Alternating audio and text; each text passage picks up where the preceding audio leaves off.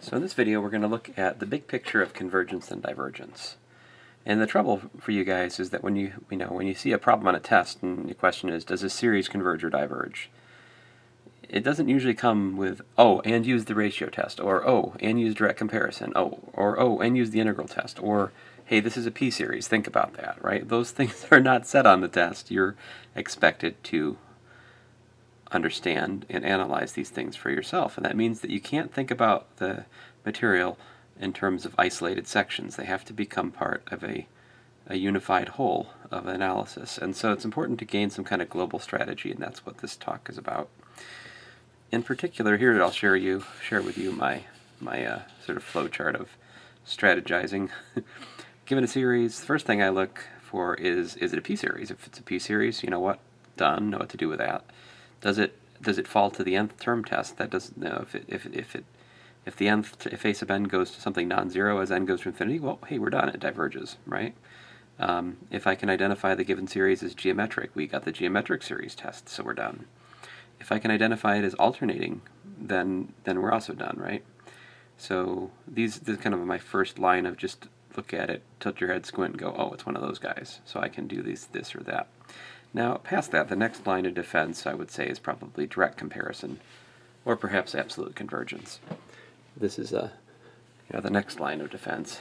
And then past that, the more subtle tests like ratio and limit comparison, root test. And then the integral test comes with a lot of baggage. There's a lot to check for integral tests, so I use integral test as a last resort.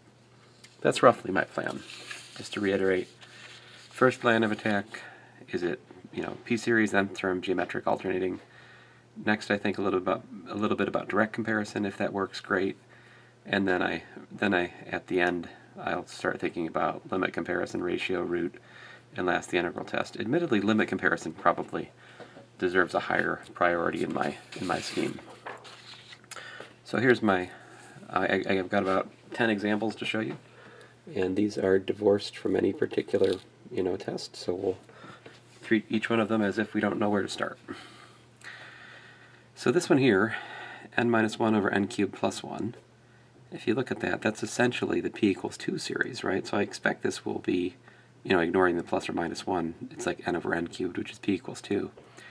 So I expect I can compare it to p equals 2. I think I can do that because if I make the denominator smaller, and if I make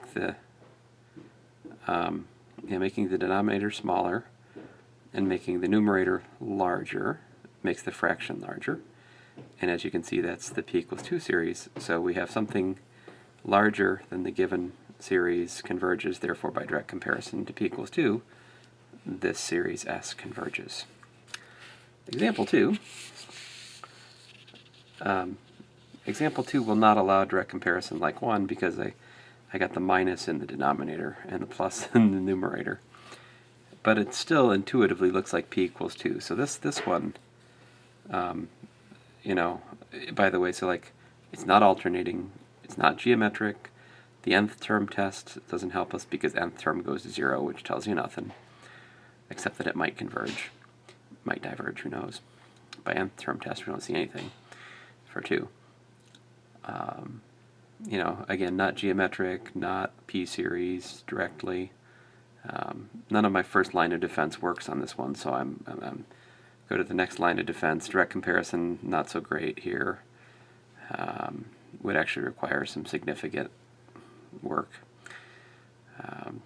So next line of defense, and past that, ratio, limit comparison, root, and this one to me just smacks of a limit comparison. So I'm going to do limit comparison to p equals 2 series. So I take the ratio of the given thing to the p equals 2 and calculate the limit. I get 1. And therefore S converges by the limit comparison test with the convergent p equals 2 series. So that wasn't too bad. Next up, example 3. This one, we've got n squared minus 1 over n squared plus 1. Oh, look at that. As n goes to infinity, this goes to 1. That alternates, so this clearly does not go to 1. In fact, the limit as n goes to infinity of that doesn't even exist, much less go to 0. So this diverges by the nth term test. Done. All right, great. Here's the reason. Example 4. Here we have the sine of 2n over 1 plus 2 to the n. So I'm calling this thing s. Do some name calling. This to me is kind of looks like the geometric series 1 over 2 to the n, but it's not, because it's got this sine upstairs, and we got something like this. Most of our tests are for series with positive terms, so when you got something like sine, it really throws a monkey wrench in our plans, and as far as I know, there's no politically correct baggage with monkey wrench at this point in time. If I have somehow offended you by using this term, monkey wrench, my apologies. Anyway. Oh, goodness. So the absolute value of sine of 2n is at most 1, right? So I think absolute convergence is the way to go on this one.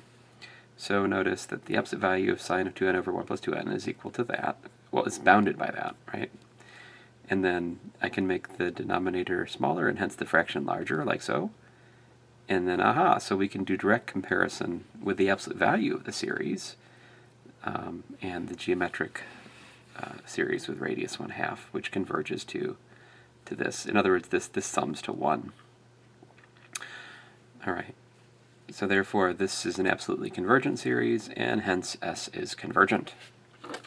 That one's kind of a little bit trickier.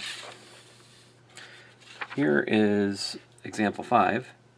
Sum n equals 1 to infinity of minus 1 to the n minus 1 over times n to the 4th over 4 to the n. So clearly this is an alternating series because it's got this plus minus factor right here. And the b sub n is n to the 4th over 4 to the n. To use the alternating series test, we need to show that that's decreasing, right? And it's not hard to see that n to the 4th is less than 4 to the n for n much, much greater than 1. Because eventually an exponential beats a polynomial, right? So if we extend n continuously, all right, then db dn, ddn of bn, the derivative with respect to n, again extending n continuously,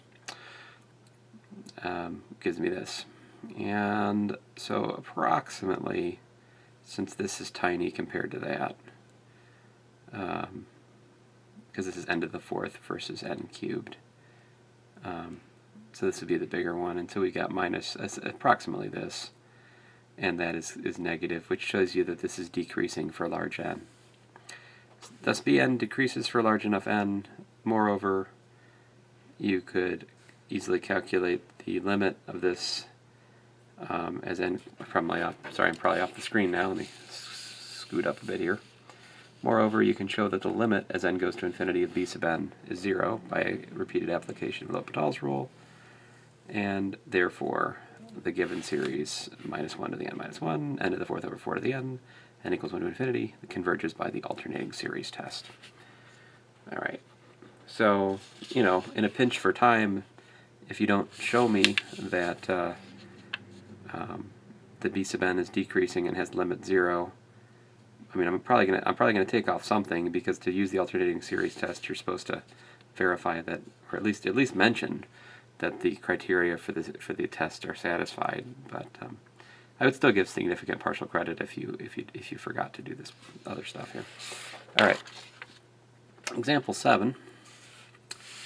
Here we're looking at 1 over 2 plus sine of k. K equals 1 to infinity. Now this one diverges, because if we look at 1 over 2 plus sine k, think about what happens with sine k. Sine k is going between minus 1 and 1, right? So there's no way that 1 over 2 plus something that's oscillating between minus 1 and 1 is ever going to go to 0, right? This clearly, in fact, this limit does not exist. It doesn't exist due to oscillation. I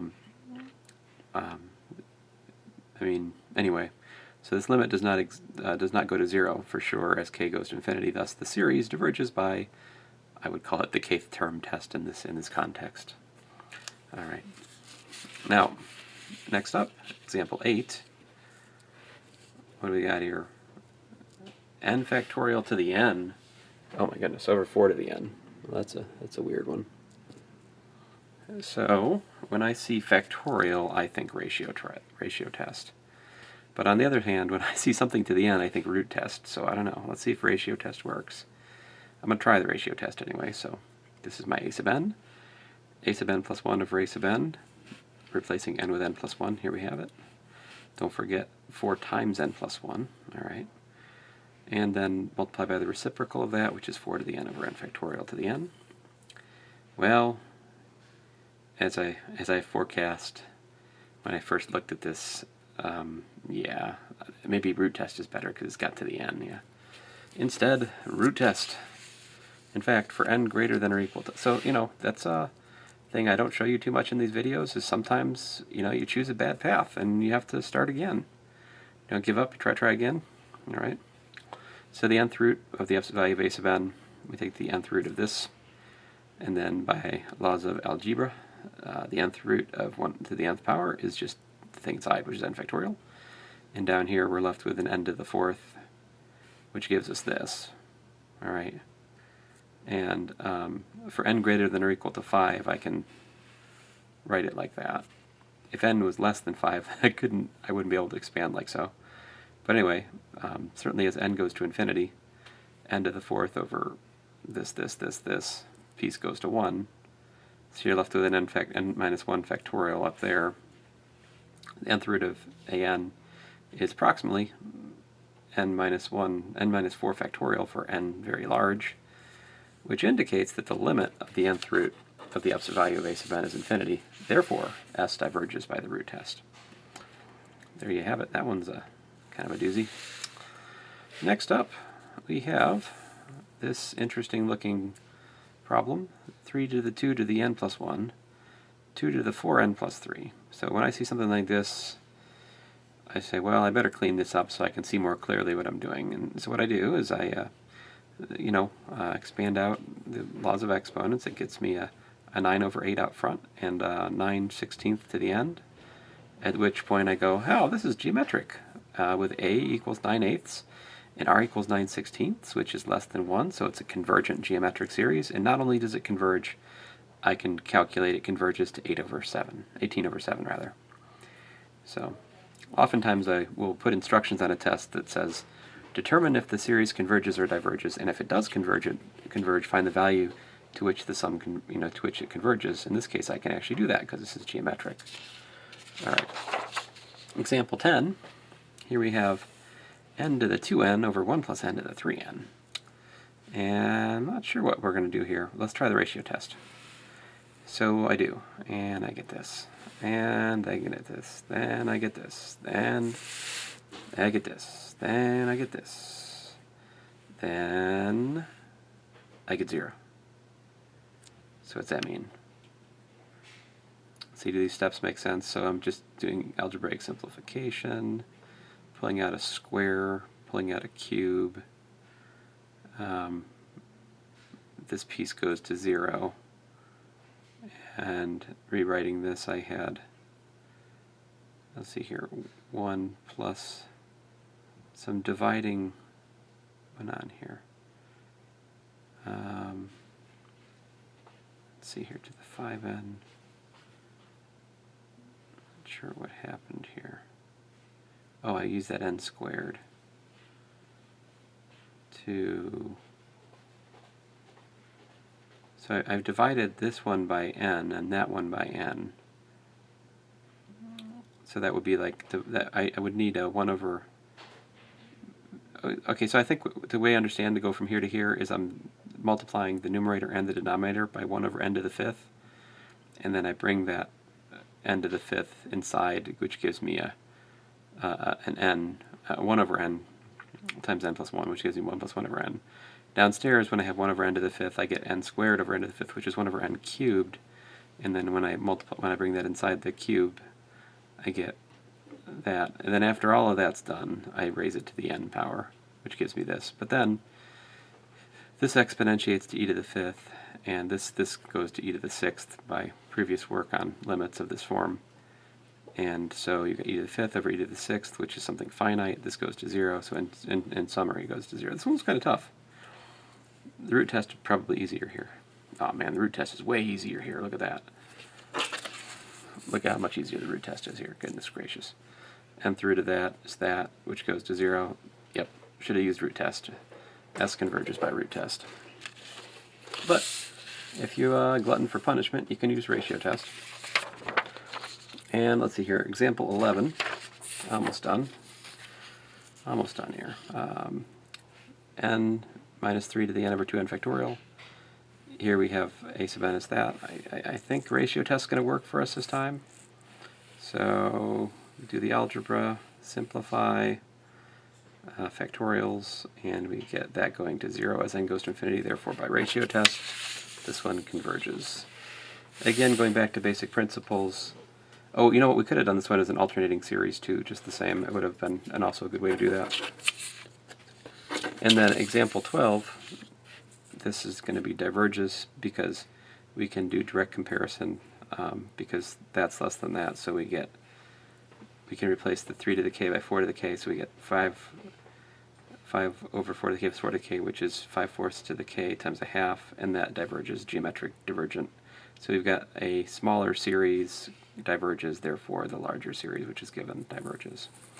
So anyway, I hope that gives you a pretty good cross-section of the kind of examples that are out there. The best way to do be prepared is just to work examples after examples after examples and make sure you understand the theorems. So, thanks guys.